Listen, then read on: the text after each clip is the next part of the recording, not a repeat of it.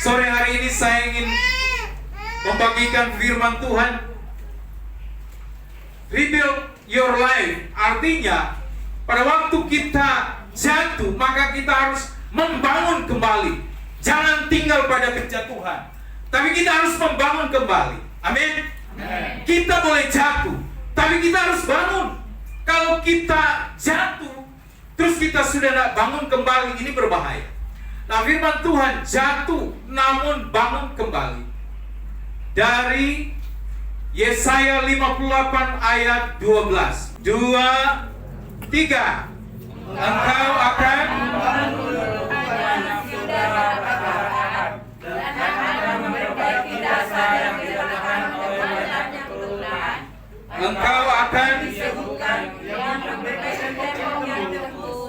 yang membetulkan jalan. Puji Tuhan, silakan duduk. Nah, firman Tuhan ini menjelaskan bahwa engkau akan membangun reruntuhan. Firman Tuhan ini kepada Nabi Yesaya, Tuhan bicara supaya engkau akan membangun reruntuhan yang sudah berabad-abad dan akan memperbaiki dasar yang diletakkan oleh banyak keturunan. Ini suatu pekerjaan yang sungguh berat yang harus dihadapi oleh namanya Nabi Yesaya. Dia harus membangun reruntuhan. Nah, saudara, kalau sebuah bangunan kalau dia runtuh seperti waktu ada gempa bumi, maka membangun ini akan butuh waktu yang begitu lama karena harus menyingkirkan bangunan besi-besi yang sudah tidak bisa dipakai lagi dan harus dirancang lagi, dibuat lagi kokoh kembali. Nah, saudara yang dikasihi Tuhan, Alkitab berkata bahwa engkau akan membangun reruntuhan yang sudah berabad-abad. Kenapa? Karena inilah gambaran. Pada waktu Adam dan Hawa diciptakan oleh Tuhan, maka Adam dan Hawa orang yang dekat dengan Tuhan. Tapi Adam dan Hawa jatuh ke dalam dosa. Dosa mengikat Adam dan Hawa, sehingga Adam dan Hawa membawa satu dampak yang buruk di dalam kehidupan manusia. Ketika Adam dan Hawa jatuh ke dalam dosa, maka Allah melihat dunia ini dalam keadaan berdosa, maka dia harus mengirimkan putranya yang tunggal, yaitu Yesus Kristus, datang menyelamatkan kita. Dia yang tidak berdosa. Ini yang berbeda. Ini yang berbeda. Bahwa Yesus datang menyempurnakan segala sesuatu. Karena Adam yang pertama dan Hawa itu telah jatuh dalam dosa. Engkau akan membangun reruntuhan dan memperbaiki dasar. Dibangun kembali bangunan yang sudah runtuh.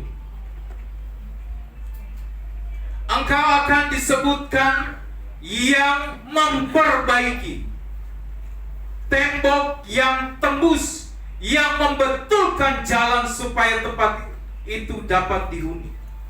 Memperbaiki ini sangat-sangat membutuhkan kesabaran. Memperbaiki itu sulit loh. Orang menang itu luar biasa, tapi katanya mempertahankan kemenangan itu sangat sulit. Sejago-jagonya Mike Tyson yang dibilang leher beton, toh juga dia tumbang. Artinya tidak akan selamanya dia begitu. Sekuat-kuatnya orang mempertahankan, memperbaiki apa yang sudah rusak. Sehingga apa? Sebuah rumah itu harus dibangun kembali, harus dipikirkan kembali untuk menjadi satu rumah yang kuat dan kokoh. Dia berdiri dengan tegak. Dia berdiri dengan fondasi yang kuat. Saya kira kalau 22 tahun pelayanan ini, orang bilang kalau tidak banyak menabur air mata, waduh, mungkin tidak kuat. Tetapi kenapa bisa dilewati? Sama, kita berumah tangga. Ya, kalau kita berumah tangga, kalau nggak kuat-kuat, kita bisa terpeleset, kita bisa jatuh, tapi kita bisa lewati kalau sama-sama punya kesehatian antara suami dan istri. Tujuan kita ini apa? Membangun keluarga. Sama ketika kita ada di dalam pelayanan, kita hanya bergantung sama Tuhan. Kita tidak punya kekuatan. Saudara yang dikasih Tuhan, apa beda gereja yang punya uang banyak dengan gereja yang tidak ada uang? Yang membedakannya adalah gereja kalau tidak punya uang, maka gereja itu senantiasa dia akan bergantung sepenuhnya pada Tuhan. Kalau gereja banyak uang, dia pikir buat ini gampang. Ada pengusaha ini, ada orang yang nyumbang ini, gampang. Tapi ketika kita bergantung sama Tuhan, itu luar biasa. Sampai hari ini, kebutuhan operasional gereja ini Tuhan mencukupi. Amin. Luar biasa. Tuhan mencukupi. Nah, pada waktu kita membangun, Alkitab katakan di dalam Yesaya ini adalah seorang yang Tuhan suruh dia membangun, tetapi ada persoalan. Persoalannya apa? Nabi Yesaya adalah nabi yang pertama-tama menghadapi bangsanya sendiri, yaitu bangsa Israel dan bangsa lain, mengenai dosa mereka dan hukuman Allah yang akan datang. Kenapa Yesaya ini harus menghadapi bangsa Israel? Karena bangsa Israel ini terkenal bangsa yang tegar tengkuk. Keluaran 17 ayat 2 berkata, jadi mulailah mereka itu bertengkar dengan Musa. Kata mereka, berikanlah air kepada kami supaya kami dapat minum. Tetapi Musa berkata kepada mereka, mengapakah kamu bertengkar dengan aku? Mengapakah kamu apa? Mencobai siapa? Tuhan. Jadi Yesaya ini, dia harus menghadapi satu bangsa yang suka bertengkar. Jangankan pemimpinnya mereka mau bunuh, Tuhan pun mereka lawan.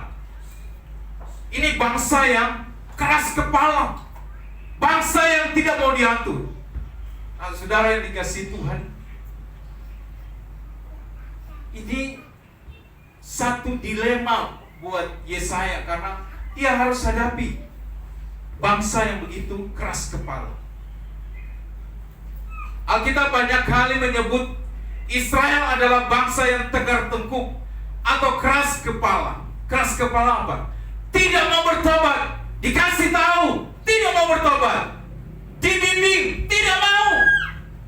Nanti sudah ada kesulitan, kesukaran, baru mereka mau bilang, Musa berdoa sama Tuhan. Kadang-kadang kita tidak mau dengar. Tapi kenapa kalau nanti di dalam keadaan kesusahan, baru kita mencari Tuhan? Kenapa kita kalau nafas kita tinggal satu-satu, baru kita cari Tuhan? Jangan, saudara. Pada waktu kita ada dalam keadaan sehat, jangan pernah kita berkata, saya tidak butuh Tuhan. Tapi satu saat, yakin dengan saya, Pada waktu engkau ada di dalam kesulitan masalah yang besar, baru di situ engkau akan berteriak, Tuhan, tolong saya. Tapi Tuhan akan bilang, ini bangsa yang tegar tengkuk, ini bangsa yang sudah diberkati, tapi tidak mau mengenal Tuhan dengan sungguh-sungguh.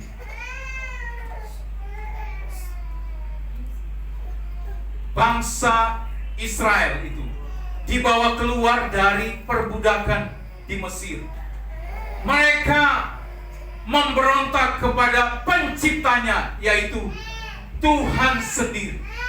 Sama halnya Yesus, ternyata pada saat Yesus mau mengajar di dalam dunia ini, Yesus selalu dihalau oleh ahli-ahli Taurat yang merasa sok pinter, yang merasa lebih daripada Yesus. Mereka lawan Yesus itu. Saudara, sama pada waktu sikap kita mendengar firman Tuhan, mungkin kita punya sikap hati kita itu melawan firman Tuhan. Melawannya dengan apa? Pernah saya katakan, ketika orang mendengar firman Tuhan, maka dia pegang HP, dia main HP. Hanya Tuhan yang tahu. Tuhan lihat, ini orang main-main ternyata. Memang pendeta di depan tidak melihat dia, tapi malaikat melihat. Malaikat bilang, Tuhan, ini bapak si A ini main HP dia. Tuhan bilang, tutup rezekinya. Waktu dia tidak mendengarkan firman Tuhan, Tuhan bilang, malaikat, tutup pintu berkatnya. Tutup. Kita harus bertanya balik, Tuhan, kenapa saya? Apakah saya tergolong orang ahli-ahli Taurat yang menentang perkataan Yesus? Kita tanpa sadar kadang-kala kita menentang. Jangan sampai kita sudah jatuh, sudah sulit, sudah bangkrut, baru kita cari Tuhan, baru kita cari pendeta, baru kita cari. Tolong doakan. Saudara yang dikasih Tuhan, mari kita, orang suka bilang, berkaca. Orang suka bilang kan, berkaca. Kenapa kaca? Kaca adalah sebuah cermin untuk melihat kita. Nah, kita lihat kaca, terus kita lihat kaca rohani. Tuhan, kenapa sih saya sulit begini? Kenapa sih saya sakit begini? Kenapa sih saya nggak diberkati? Tuhan bilang, lihat kaca. Sudah engkau lihat? Lihat suamimu. Lihat, sudahkah betul-betul menuruti perintahku? Itu harus berkaca. Makanya orang suka bilang, kalau omong sesuatu, itu harus berkaca. Apakah sudah saya melakukan firman Tuhan ini? Harus berkaca. Maka jangan salah. Jangan sampai kita sudah menangis, baru kita mau cari Tuhan sungguh-sungguh. Padahal kita sendiri yang tidak sungguh-sungguh. Bangsa Israel adalah bangsa yang dipilih Allah. Mereka umat kesayangannya, tapi mereka menolak Yesus itu. Mereka menolak Sang Pencipta. Nah, jatuh namun bangun kembali. Apa yang harus kita buat? Yang pertama, bangun kembali dari tubuh rohani yang tertidur. Kenapa? Tidak hanya kita lakukan sekali, mungkin rohani kita lagi dalam keadaan tertidur, tapi bangun. Sama orang suka bilang begini, engkau kalau mau sukses harus bangun itu sebelum ayam berkokok. Kenapa? Saya pikir itu bukan hanya satu slogan. Dalam sebuah proses kehidupan ini, kita punya satu proses kehidupan yang harus kita jalani setiap hari. Ciri-ciri kerohanian yang tertidur. Yang pertama, sulit membangun hubungan pribadi dengan Tuhan. apalagi lewat doa dan membaca firman. Wah, sulit. Disuruh doa, nggak mau. Kita dipaksa lewat doa, lewat pada waktu kita sedang ada di dalam kondisi yang tidak baik. Kita dipaksa dalam berdoa pada saat apa? Mungkin waktu anak kita sakit, kita berdoa sungguh-sungguh. Kita dipaksa berdoa, mungkin istri kita sakit, baru kita dipaksa berdoa sungguh-sungguh. Kita dipaksa berdoa pada waktu situasi yang tidak baik. Jangan situasi baik atau tidak baik, tetap kita harus berdoa dan baca firman Tuhan. Mengapa kita baca WA, lihat handphone berjam-jam, tapi kita tidak bisa membaca firman Tuhan berjam-jam? Atau kita tidak bisa berdoa, padahal kita selalu berkata, itu kekuatan kita. Tanpa doa dan firman Tuhan, kita tidak pernah akan melihat kita kembali bangkit dari ketiduran kita. Tapi lewat doa dan firman Tuhan, Tuhan akan membukakan jalan bagi kita. Jadi mari kita mencintai doa dan baca firman. Yang kedua, ciri-ciri kita mengalami ketiduran adalah sulit bersikap terbuka. Sulit terbuka pada satu komunitas rohani, sulit kita terbuka, sulit kita menceritakan. Kita lebih suka terbuka cerita pada orang-orang yang tidak percaya pada Tuhan, tidak seiman. Kita lebih suka terbuka, curhat sama mereka, daripada sebuah komunitas yang akan membantu kita berdoa pada Tuhan. Komunitas yang akan membawa kita berdoa pada Tuhan, yang akan menguatkan kita. Ini sulit kita lakukan. Maka temukanlah komunitas yang bisa menguatkan saudara. Tapi ketika engkau menemukan komunitas yang salah, komunitas yang membawa engkau pada jalan yang salah, wah, itu sangat berbahaya sekali. Alkitab bilang apa? Pergaulan yang buruk akan merusak perilaku yang baik. Kalau buruk, kita orang baik, tapi pada waktu kita bergaul dengan orang yang buruk, maka kita akan terbawa ke sana. Nah, kita mesti cari komunitas. Komunitas apa? Saya ada komunitas di gereja. Saya mesti terbuka kepada pembimbing rohani saya kalau youth, kepada mereka yang dipercayakan, supaya saya ini tahu. Mengerikan saudara, 3 hari lalu saya lihat Polresta Bogor itu menangkap anak remaja yang jalan dari Jalan Surya Kencana ini. Sudah pegang parang, ketangkap di sini, di Gang Autin. Itu pelajar SMK, mau cari lawan mereka, mau duel di situ. Lihat, komunitas ini akan membawa kita kepada hal-hal yang baik atau buruk. Sekarang pilihan ada di kita. Pilihan ada di kita. Kita mau berkomunitas dengan orang baik atau orang yang tidak baik.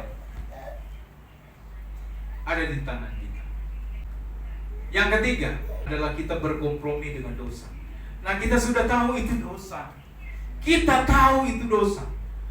Tapi kita lakukan.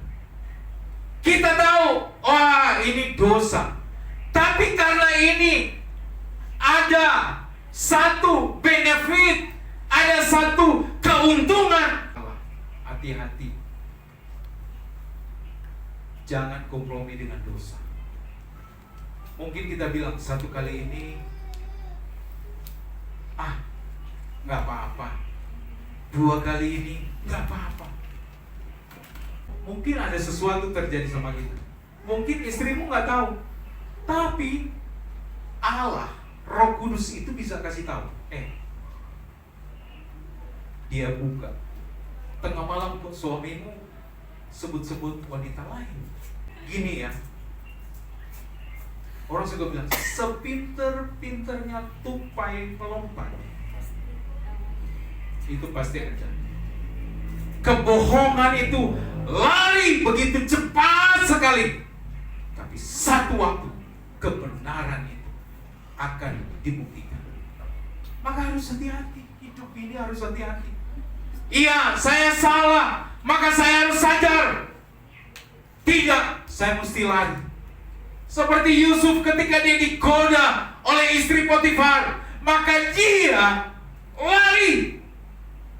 Kalau dia hanya senang sesaat loh saya katakan, maka Yusuf tidak akan menjadi seorang yang berpuasa di Mesir. Ceritanya akan lain. Pada waktu kita bisa menang dari godaan iblis setan, maka percaya sesungguhnya berkat Tuhan itu melimpah dalam hidup. Amin. Jangan kamu bilang, wih putih, mulus Pak Yohanes. Sesaat, tapi itu akan membawa pada kehancuran hidup. Yang keempat, karena kita merasa kuat. Wah, saya ini kuat, saya ini punya kerohanian baik-baik saja. Oh jangan, kita nggak ada yang kita bilang kita ini kuat. Nggak ada. Nggak ada orang yang kuat. Karena iblis itu sangat pintar sekali. Jadi jangan merasa diri kita kuat. Bagaimana cara bangun dari tubuh rohani yang tertidur? Tadi yang tertidur. Sekarang bangun dari tubuh rohani yang tertidur. Yang pertama adalah bangun fondasi yang kuat. Lewat apa? Lewat baca firman Tuhan, lewat doa. Tuhan, saya mau membangun kembali hubungan saya dengan Tuhan. Di tengah-tengah kegoncangan apapun hari-hari ini, Engkau jadikan Tuhan itu sebagai sumber kekuatan, maka itu luar biasa.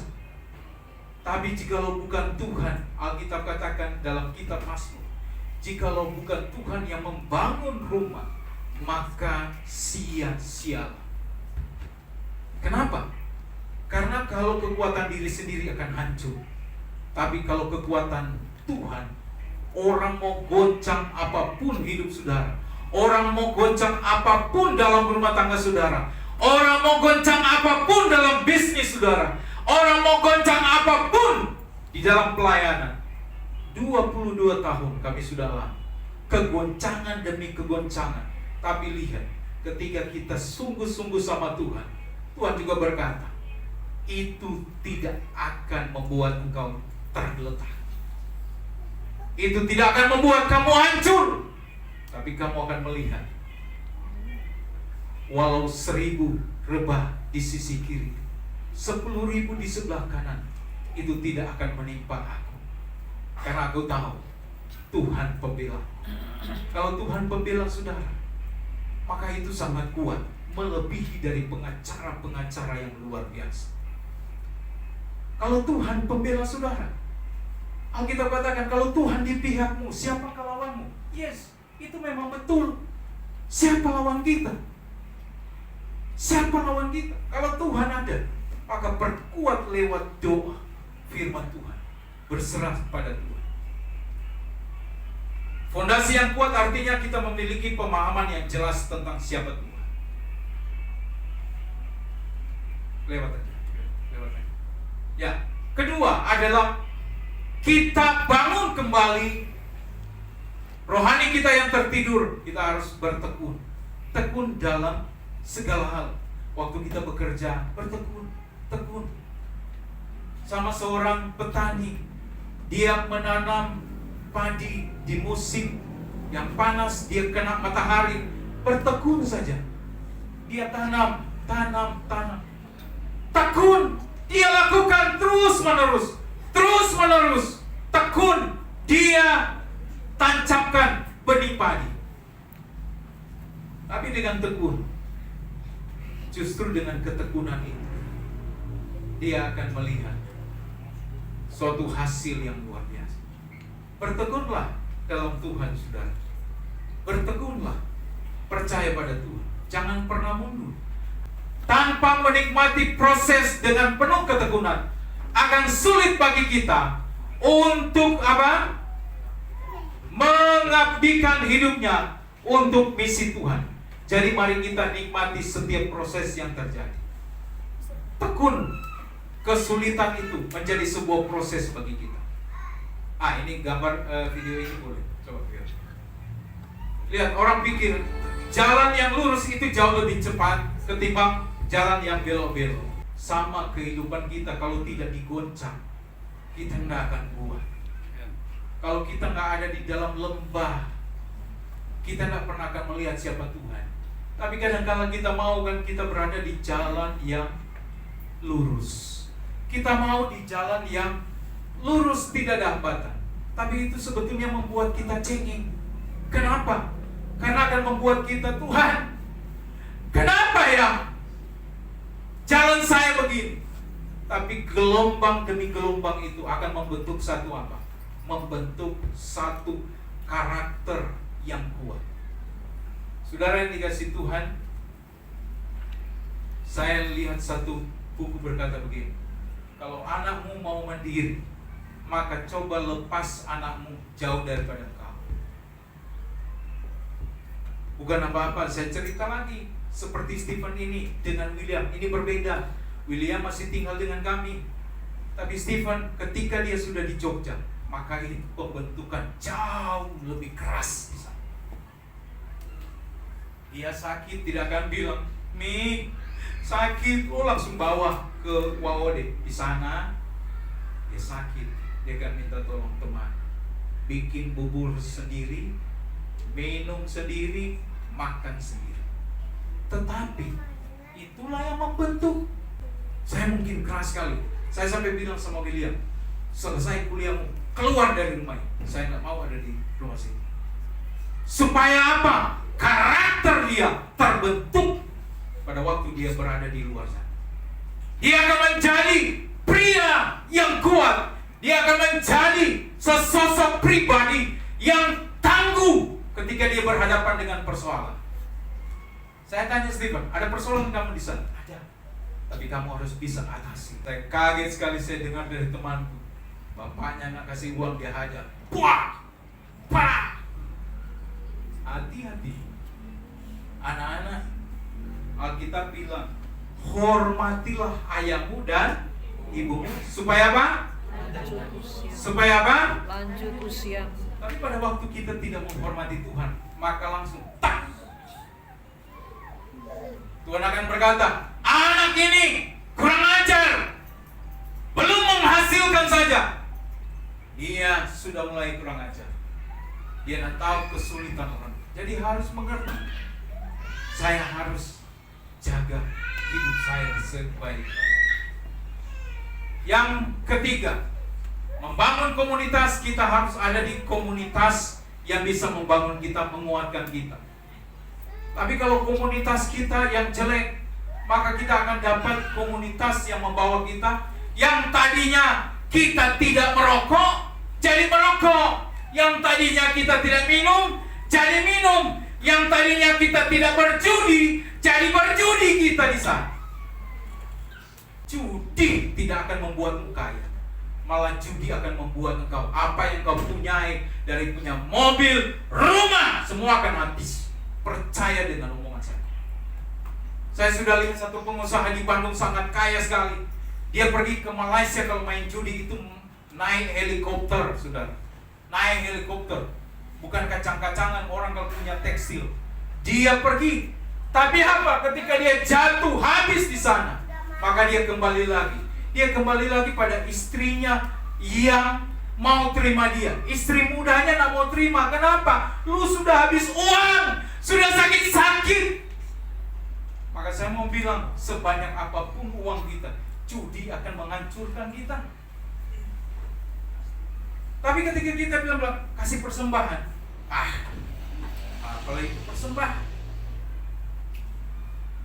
Tapi kita berpikir, kita main judi, kita minum, kita mau. Ini komunitas yang akan membawa kita pada hal-hal yang tidak baik. Cari komunitas. Cari komunitas. Sekali lagi, cari komunitas yang bisa membangun saudara, yang bisa mendorong saudara. Kita gandeng tangan, kita doa yuk. Ayo, kita bantu dia. Kita doa. Apakah kamu dapat di komunitas lain begitu? Itu satu gambaran pada kita. Hanya orang-orang yang takut akan Tuhan di dalam komunitas gereja yang akan mendukungmu. Orang lain tidak akan mendukungmu. Justru dalam keadaan susahmu dia akan berkata, syukur, susah. Syukur kamu begini. Tapi di dalam komunitas satu gereja kita bisa saling mendoakan. Kita bisa saling, Pak, sepertinya rohanimu mulai tertidur. Mari bangun lagi. Bangun lagi. Komunitas itu akan saling mengingatkan. Kenapa kita ke hal-hal yang baik kita menolak, tapi kepada hal-hal yang tidak baik, ayo kita minum-minum, cepat sekali langkah kita. Ayo kita berjudi, cepat sekali langkah kita. Tapi kita bilang, ayo ke gereja. Kita gereja ibadah jam 8, saudara naik 8:30. Ikut ibadah itu harus dari awal sampai selesai. Saudara dapat berkat utuh. Mau saudara dapat berkat cuma setengah saja. Ibadah itu dari awal sampai selesai.